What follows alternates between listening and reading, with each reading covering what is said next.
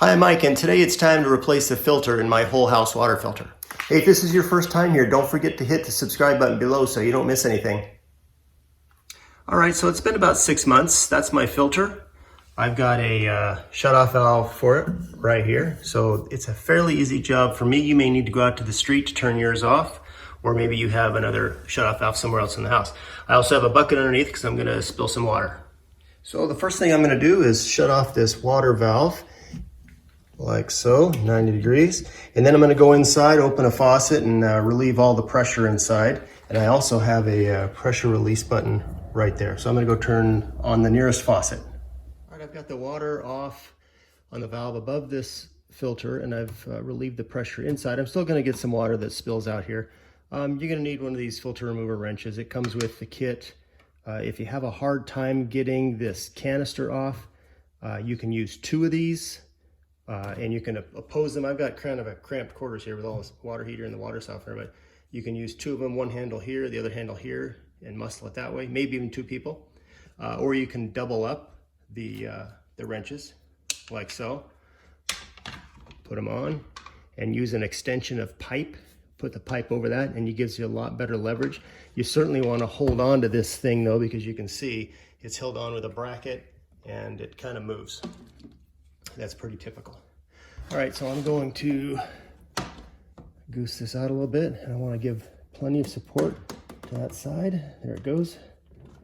It doesn't take a lot to get it moving, but it will start leaking as soon as I get enough of it out. I hope you don't have quite as small quarters that I have. I can barely move in here. Go. Okay.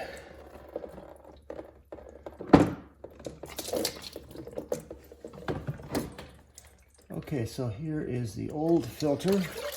Now, this is a black filter. When I had white filters and it had been, 3 months, this whole thing would be just brown with crap that it catches, which is nice. I mean, at least it's catching something. I'm sure it's not catching everything, but the filter I'm using is a 5 micron replacement. Right there, 8 times smaller than the eye can see. Well, that sounds pretty small, but I'm sure there's plenty of crap getting by it. I'm gonna dump that out. So you wanna make sure that this O-ring goes back on top. There's a groove in the top of this. And while that's kind of leaking, you can see this is just barely spilling out. I'm gonna get the paper off of this. And this is really a quick job, one of those normal maintenance things. This is a 6-month filter, and it catches plenty of stuff, and I'm glad I don't have to do it every 3 months. How about that? Okay, so there's the replacement in there. There's holes on either side of it. There's a little place on the bottom there where the bottom hole fits into nice and snug. And then it goes right back in on top. And righty-tighty to get it back in.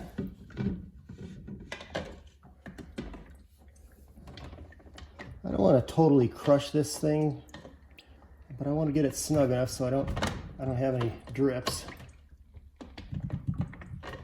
I think that should do it.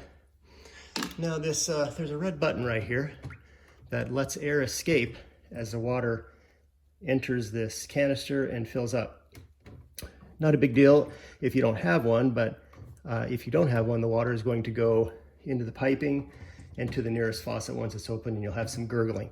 I probably will still have gurgling. So as I open the valve above here, you'll hear it pour into this tank, and I'm going to keep this button depressed as the water fills it up, and then I'll let it go. So here goes the valve.